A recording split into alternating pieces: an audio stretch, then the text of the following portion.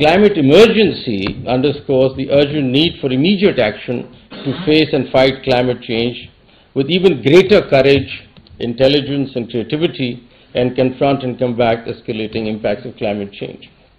So in Global South, including Pakistan, we see year after year the impacts of climate change are getting more intense.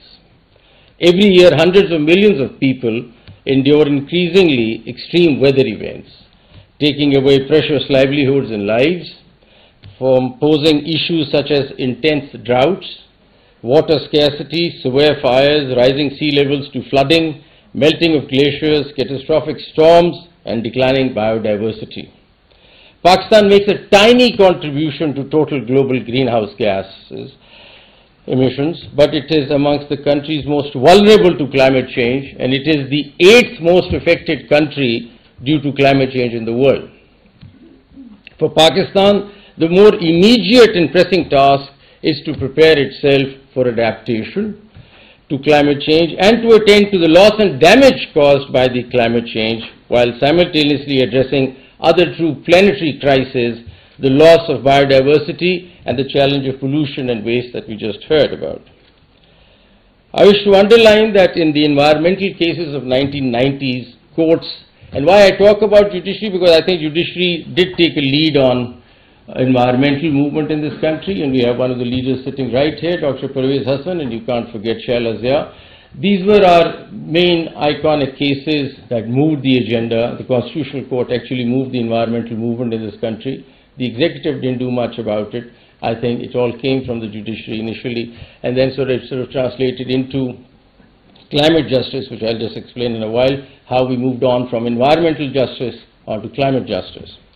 I wish to underline that in the environmental cases of the 1990s, courts primarily focused on penalizing industries or polluters and directed governments to implement policy changes aimed at improving the environment. However, the critical aspect of finance, or more specifically nature finance, was never part of the discussion. And this is, in retrospect, I'm highlighting. The entire environmental justice movement that we had, where the polluter was in the country, scores of jurisprudential cases that have come out of Supreme Court and High Court, we never talked about who is going to implement those directions. How will they implement those directions? Other than the government or the political will, was there any finance with the government to deal with those issues? We never talked about finance, and that is something that's lacking. Today, it has become increasingly clear that without adequate financing, advancing the environmental agenda is simply not feasible. This realization has brought nature finance to the forefront of discussions, emphasizing that sustainable progress in environmental protection and climate action requires robust financial backing. Nature finance is now recognized as a cornerstone for achieving environmental and climate goals, highlighting a critical shift in our approach to addressing these challenges. But more of this in a bit. As opposed to environmental justice, which circled around polluter, climate justice unveiled an entirely new and complex canvas for us at the courts. The challenge lies in addressing the broader and more severe macro effects of climate change, such as extreme weather events that disrupt agriculture, health, food security, urban planning, building regulations, industrial licensing, technology, human resources, human displacement, climate-induced trafficking, disaster preparedness, and public health systems. Climate justice emerges as a broader and more nuanced framework than traditional environmental justice, especially for the Global South. While environmental justice primarily focused on the equitable distribution of environmental benefits and burdens, climate justice encompasses health security, food security, energy security, water security, human displacement, human trafficking, and disaster management, recognize the intricate interplay between these sectors. So a judge in Pakistan who is looking at climate justice is looking at a whole different world than a judge sitting in the north looking at climate justice, because he's just looking at mitigation, which is a very linear way of looking at climate justice. But I think the scope of adjudication in Pakistan changes when you look at climate justice in the Global South. So for the Global South, climate justice introduced a significant shift in jurisprudence. It demanded a more sophisticated an inclusive approach to adjudication, one that accounts for multidimensional impacts of climate change across multiple sectors. This necessitates remedies that go beyond retributive measures against polluters and instead adopts restorative and rehabilitative approaches. Courts are now required to design adaptive remedies to protect the rights and dignities of communities disproportionately affected by climate change.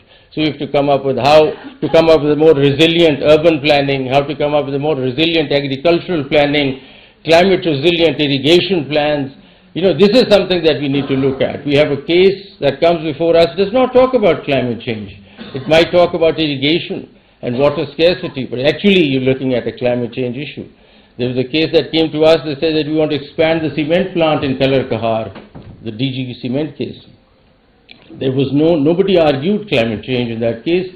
They said we just want to add on, expand the cement plant in Kalar Kahar, and we said no, Kalar Kahar is a water scarce area, and we did not allow that expansion. But hidden in that entire case was the whole concept of climate change, because it's a water scarce country. So this evolution of adaptive climate justice or adaptive jurisprudence, which just belongs to Pakistan or the global south, unlike the north, marks a pivotal moment in the legal landscape where the scope of justice is expanded to address interconnected challenges that were previously outside the purview of environmental law. We now suggest climate resilient urban planning, agriculture, irrigation, farming practices, etc. So the scope increases. If we examine the climate jurisprudence, we see that it has been largely directional. So what have we done in the last maybe 5-7 years? Coming up with very interesting jurisprudence which has been globally quoted now, especially Asghar Laghari case and some of the others. People talk about it internationally. But what has happened in Pakistan? Has anything changed as far as climate justice is concerned? No, I would imagine. Because all we did was we gave directions. Please do fix this. Please go do fix this. Come up with a new plan to do this. But never figured out whether at all the government had political will, but that's aside. Did they ever have the money to do this? Or did they have the budget to do this? We never talked about it. The government never raised this question before us either. So while the courts kept on directing in Asghar Laghari, DG Cement, and a number of other score of cases that we'll do this, CDA was directed to come up with a design which is climate resilient. All buildings in Islamabad should be urban climate resilient. But nothing really happened. The directions are there, they've been quoted all over the world, the jurisprudence is very robust and exciting, but nothing happens on the ground. So debate and discussion at the recent COP29 at Baku brought a fresh perspective of what is really not happening. To address these challenges, to achieve meaningful adaptation or to succeed in a claim for loss and damage caused due to climate change, climate finance becomes an indispensable lifeline. So climate change may be global, but the solutions are not shared equally. Those with resources hoard them, leaving the most vulnerable to perish, said Greta Thunberg. So for a country like Pakistan, which is highly vulnerable to climate change, the availability of robust financial resources is critical for building resilience and protecting its people. Climate finance supports adaptive measures like food defenses, flood defenses, drought-resistant crops, sustainable urban infrastructure, and community-based disaster response systems. Climate finance ensures that individuals can live lives marked by dignity and security, with access to basic needs such as clean water, safe shelter, reliable food supplies. So in essence, climate finance is not just an economic necessity, it is a moral imperative. It ensures that the most vulnerable, who have contributed the least to global emissions, have the resources to adapt, survive and thrive in the changing world. For Pakistan, climate finance is not merely a tool for policy, it is the foundation of hope for the future, where every citizen can live with dignity, security and promise of a better tomorrow. So climate finance is not about helping, it is about restoring justice in a system that is fundamentally skewed against the global south. Climate finance refers to what? Where do we get this climate finance? So climate finance refers to local, national or transnational financing drawn from public, private and alternative sources of financing that seeks to support adaptation actions that will address climate change. Its origins trace back to the 1992 United Nations framework Convention on Climate Change, the UNFCCC, which establishes the principle of common but differentiated responsibilities and respective capabilities. This principle acknowledges that while all nations share a common responsibility to combat climate change, developed nations bear a greater burden due to their historic contributions to greenhouse gas emissions. So ensuring climate finance, and this is the judicial approach, or at least what we're thinking now, and I don't know how the executive looks at it, but this is how the judiciary is probably going to look at it. Ensuring climate finance is therefore the most pivotal part of climate justice. I think the next decade, the jurisprudence that's going to come out of Pakistan should be talking about how do we go about getting in climate finance and how best could we arrange that. So climate finance is actually our lifeline, if you look at it, that can help us strengthen our infrastructure, agriculture, water management, economic inequality, and disaster resilience. The climate finance is going to do all this. And it must be mobilized on an unprecedented scale and be accessible in a timely manner to those who need it the most. So without climate finance, our right to life, which is Article 9 of the Constitution, our right to human dignity, which is Article 14, is under threat to our understanding. Therefore, climate finance in countries from the global south like Pakistan is fundamentally a human right. And that's what I want to underline. I think climate finance is the new human right, and that has to be examined and looked at in that context of climate justice, as it is essential to preserving human life and human dignity. Human dignity has a major role to play when you talk about displacement, when you're talking about your entire crops being totally destroyed, you don't know where to take your agriculture, where to go, and where to build a new livelihood. So if climate finance continues to fall short, the gap between developed and developing nations may grow, leading to what now some people term as climate apartheid, where wealthy nations protect themselves from climate impacts while poorer nations are left to bear the brunt. So where is this climate finance? And this is what I want to address and highlight. Climate finance would largely come from the global funds under the Paris Agreement. So we have the Green Climate Fund, GCF, very good, established under the UNFCCC to channel about $100 billion annually by 2020 to developing countries, as it said. Performance, they've just pledged $40 billion and far below its target. The issues, the disbursement rate is slow. Only 25% of the pledged funds have been disbursed.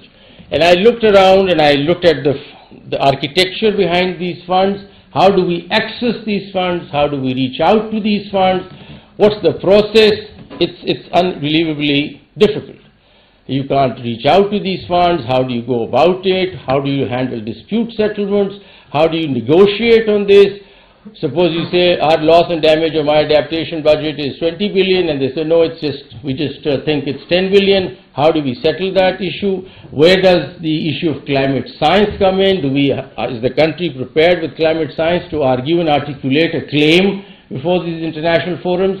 So to me, it's like truck ki batti ke piche hum lage hue hain. There is nothing that's coming our way. So I just want to highlight that this global finance that we're talking about is not actually trickling down. I mean, as a judge, I looked at, there are no procedures, there's no architecture, there's no regulatory framework, and how does it actually go? It falls outside our jurisdiction, we can't really enforce it, for which I propose that there has to be an international climate court because there's no way you police all these things, but there is no mechanism available, and that sort of worries me because this is going on for such a long time and nothing is trickling down. Similarly, adaptation fund, so there is nothing really that's coming down.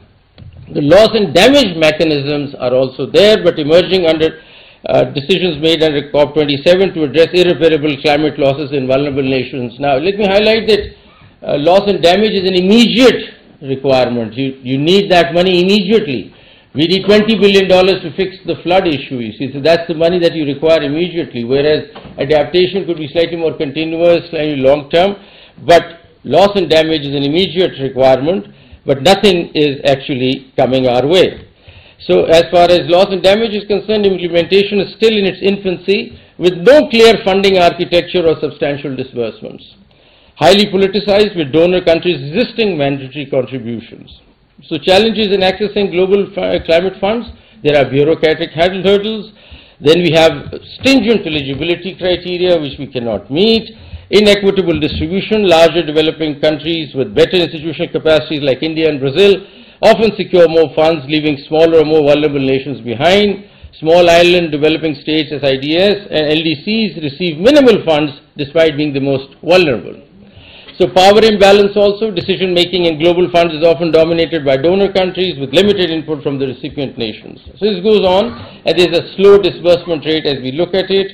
But that worries me. See, there's also a political resistance to this. What has been the response of the government? Well, I think they did put up a good show at Baku, and I think the current advisor to the Ministry of Climate Change, Mrs. Rumina Khalid, is trying to do as much as she can, and I compliment her efforts. But, you know, there is nothing much that comes out, and I look at their official statement, and they say we've just finalized the National Climate Finance Strategy. Very good. Where is it? What is it? I haven't seen it. It's just been finalized somewhere. So, and they say that we've applied, we've made applications to the Green Fund. Nobody gives a figure as to what money has actually come to Pakistan against it. And they keep referring to figures, and I don't want to bother you with those. It talks about a number of figures, but nothing really clearly shows what's the amount that has actually come to Pakistan. So this goes on. So what do we do then? We could have some other options also. Okay. Actually, I'm not used to this in the courts, but not follow my structures. Nobody tells me how much to speak, but I'll just shut up in just a while. No, so I'll just cut through this, but some of the initiatives that the government wants to take is to reach out to the vulnerable 20. V20 as is, and we're trying to come up with a coalition of judges in the V20 countries and see if we can come up with a strategy on climate justice and see what climate diplomacy can go into it and see. But let me just quickly now, considering that I just have 5 minutes, I thought we could rely on alternative sources of Islamic finance. That's another big area, and there are a number of areas that you can go into that and see if we can raise money through Islamic finance, carbon markets. All of this is still in discussions. Nothing has really come through. Maybe some other Islamic countries have done this, but we haven't reached out and done that yet.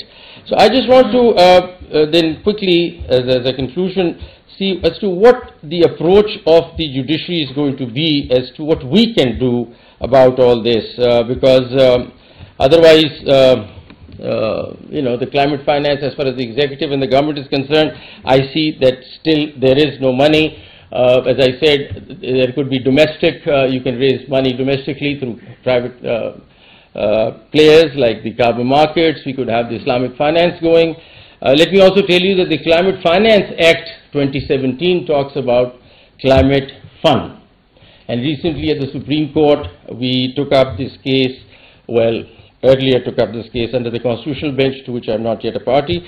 So now the new Constitutional Bench will look into it, but we're talking about there is no authority. The law came out in 2017. We're sitting in 2024. There is no authority, climate change authority, which is an apex body looking at climate change in Pakistan. So there is no authority. So the court reached out to the government and directed them to come up with an authority. They're still working on it and interviewing people how to get the authority in place, and maybe they will soon do it. The second question that we asked them in the court was that under the law there is a climate change fund. Is there any money in the fund? Is the fund created? There is no fund established. Considering that climate change is the most serious existential threat Pakistan is facing, there is no climate change fund under the Climate Change Act 2017 as we speak, and nothing was allocated in the recent budget either, which is sad.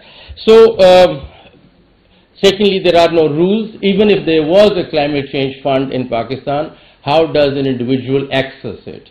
If my lands have been destroyed because of climate change due to drought, how do I access the climate fund? What's the mechanism? What are the rules? What is the, how does this get, how do we work through this? We don't know. So the pattern globally, the pattern domestically is also the same as it is internationally. So what do we do? So how do the courts look at it? And that's, I think, we can kind of play a transformative role in this area, and that could be by considering, and I think the first and foremost is the recognizing climate finance as a fundamental right. So that's the beginning as far as we are concerned. I don't know what executive is doing and I don't know what the politicians are up to, but at the courts we think recognizing climate finance as a fundamental right is important, because right to life, right to dignity, even right to fair trial could come into it, and right to non-discrimination. Courts can recognize climate finance as a fundamental human right, emphasizing its necessity for the survival and development of vulnerable communities by establishing a clear judicial understanding that climate finance is tied to the right to life, health and sustainable environment. Courts can push for stronger legal obligations for both domestic governments and international entities. We could also, as we're looking at it, we think that obligations of the global north be viewed as climate debt and push the governments to press their claims more forcefully.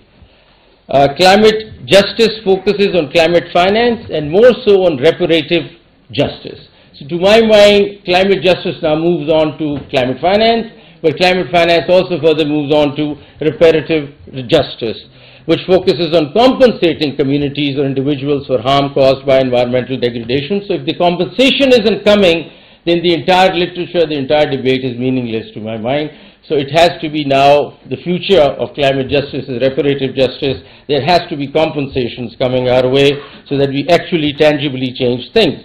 The judiciary plans to have a serious judicial oversight over climate financing, pushing the government to making their claims internationally or even locally, but nothing so far has happened in that direction, but that can be done.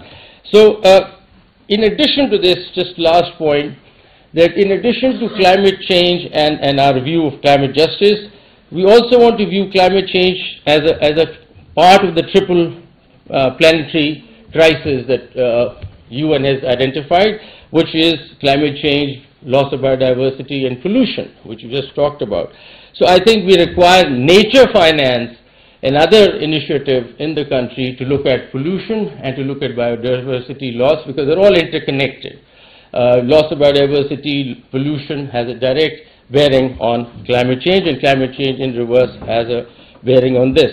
So this is how we can go about looking at the future by underlining that climate finance is something critical and most important, and we can't sort of possibly move without attending to the issue of climate finance. And I'll just end it with a quote from President of Kiribati, who said that the global south is tired of empty words on climate finance. We need accountability, fairness and funds that address our realities, not token gestures. But that's where we stand today. Thank you so much.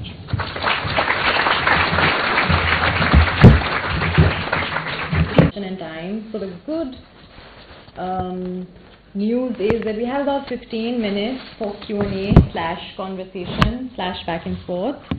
I thought the best way to do it would be to collect questions / with your hand, try to get someone's attention, and then what is the plan? Then I will call on you and you should try to make yourself heard. There are also some mics here that can circulate. Okay, so I see you here. Sorry, I'm pointing to people, it's very rude, but can I ask you to go first? Then can I ask somebody here? I see the lady there. That's 2 people, and can we maybe have a third person from here? And I see a lady here. So 3, we'll collect 3, and then we'll have responses, and then maybe another round. Go ahead. I have 2 words. Reviewing the current money that the government is spending from a climate-sensitive lens. Should the current traditional practices of how the limited funds that our governments have available to it are being dealt with, should that not become part of judicial review as well? Any particular project of the government that... If they want to do it, they can do it. We're not on it, so we don't know. So, yes, I fully agree. I mean, we need to push it in that direction. That has to happen that way. But still, I think largely it's a policy issue. So the executive, I think we can't really design their financial allocation and how they will go do it. But we've been sort of pertaining to more of policy issues, so we might well do this at times. But yes, it could be an area that we would consider at some stage. But yes. my second question is that they have a significant contribution, but that contribution is really over a period of 2 to 3 years, twice a year. Yet we see air quality being a problem consistently throughout the year. So perhaps targeting this one community which is already pretty vulnerable, and coming up with models which have suggested that perhaps some harsher penalties are required to create a deterrent on this already sort of vulnerable community or underprivileged community. Do you not think that would be more counterproductive, even at a policy and governance level? You want me to answer or shall I? Can I ask you, hold on. Can we hear from, yes, go ahead. So we'll select 3 more. Punjab Assembly from Shah, Chakpal. And first of all, I would like to thank you all the panelists for your knowledgeable discussion and the debate. And my question is for Justice Mansoor Shah Sahab. As you have mentioned in your talking points about the cement plants and their issues, and I would like to ask you the same question. I remember the Supreme Court has taken suo motu about the Qatar Raj pond, which were dry. So, answering that question first, we don't have a case so far before us regarding the migrants issue, but yes, if one comes up, I think a definition would be required or explanation would be required. Yes, so we'll do that once the matter comes up, but yes, I agree with you that, we're trying to put as much, climate finance into all the relevant areas, but such a case hasn't yet come before us as to how to allocate climate finance and look at finance and the challenges of climate as yet. But sooner or later when it does come up, I think there'll be time to go ahead and define climate migrant also, climate refugee also, a number of other things. But I was just saying about all these things a bit ahead of the curve, and it hasn't happened yet. But sooner or later it will be required, and I see in the next decade the jurisprudence ought to flow in that direction as I see it. The judicial approach is going to be towards climate finance, because without that nothing can happen actually. So we have to kind of wait and see what happens sooner or later. As to your comment, firstly, we don't have a suo motu power anymore, but that makes you happy. That's been taken away in this the latest 26th Amendment of ours, which is equally big as the climate change issue. In that case, a suo motu was taken and they directed that yes, water ought to be brought in and the temple ought to be filled with water. I think it never happened. It never happened. Indirectly, another case came before me was the DG Cement case, where they were trying to expand the cement plant. And it was interconnected with that issue because the water had dried in the area and the government had stopped the expansion of the cement plant because of the reason that there was no water in the area. And one example was that the temple had all dried up. So we said no, and we brought in the climate angle, and even though the cement plant had argued at that time that we'll bring water and we'll make pools and we'll do this, and that they could not do either. So I think it just went nowhere. It was just a direction in the air and nothing happened. And that's also something that I was talking about, that there's a lot of difference in giving directions and what happens on the ground. And in order to even fill those tanks with water, you require a lot of design and sort of a lot of money to do this. I don't know how would that be achieved, and the government probably didn't really say anything about it. So my understanding is that that just disappeared. And this is the third part of the suo motu part also. Directions which were not possible to implement. And so yeah, that's the third part, but that chapter is over, I guess. Sal, do you want to respond? First, from a legal perspective, the matter has already been decided. Crop burning is illegal. So the legislators or our elected representatives have to make the call that this is something that needs to be prevented. But I think from another perspective, from a public social planner perspective, air pollution is the largest issue for us as a community right now. Several million people die every single year in South Asia, deaths that are directly attributed to poor air. And then there are many other deaths that we don't even know about, other public health diseases that we don't know about. So we have to go at this problem from every single angle that is possible. But of course, it is true that the populations that are most vulnerable are the ones that get the worst blunt end of the stick immediately. So we should be obviously cognizant of that. But I think the issue is that you have to kind of address this problem both in the short term and in the medium to long term. My research is focusing specifically on crop burning. That's not to say that other problems also are not the ones that need to be curtailed. But at least on the crop burning end, I hope that I've shown that there is a reasonable effect that you can have immediately with the existing governance institutions. And so you should do that and other things as well. I don't think it's an either-or scenario anymore. Okay, so we have... A very good comment, and I'll leave it to that. But I think what Dr. Nabi earlier said, I think that's a governance issue. And the governance issue is certainly a very serious issue. I mean, all these things that you've identified are very important. And we should address this, and that's for the executive and the governments on the table. I was just giving a judicial approach to this as to how we could push things, and as rightly pointed out, that the third sector ought to be involved. And I was about to say that because of limitation of time, I couldn't, because when the court sort of decides things and courts intervene, it does mobilize public opinion, and that is very important. So yes, it's all interconnected. Governance is the heart of it. And just add that our history of handling foreign aid isn't particularly very good. So I think keeping that in mind, climate finance is going to be foreign aid in some ways. So thinking about what our own history tells us is very important. The conversations we have locally, like in this room, are going to be very different from the conversations we have internationally. And keeping that perspective is going to be important. I'll quickly answer the crop burning alternatives question. There are many of them. For example, happy seeder is the common one that newspapers talk about all the time, which is a technical solution to the problem. You can also sell the produce as for biofuels. That's another one. And punitive solutions are just one aspect of it. Newspapers routinely cover bureaucrats providing information, appealing to to religion, pro-sociality of farmers to stop burning so that others downwind are not bearing the brunt. There's a whole suite of solutions. I guess the main point I was trying to make is that understanding the incentives of the government are going to be at the core of any solution that we can think of, whether they're punitive or not.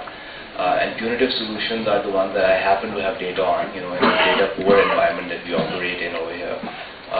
If we have systematic data on the other parts, I'd be happy. Supreme Court case, this climate change case, we'd asked all the provincial governments to tell us whether at all they have a climate change policy or a climate change plan, and you'd be surprised that once we asked them, they said we're just making one. And so I thought that's not right. I mean, so I don't want to sort of blame anybody, but I'm just saying that they're not ready with it. They're not with it.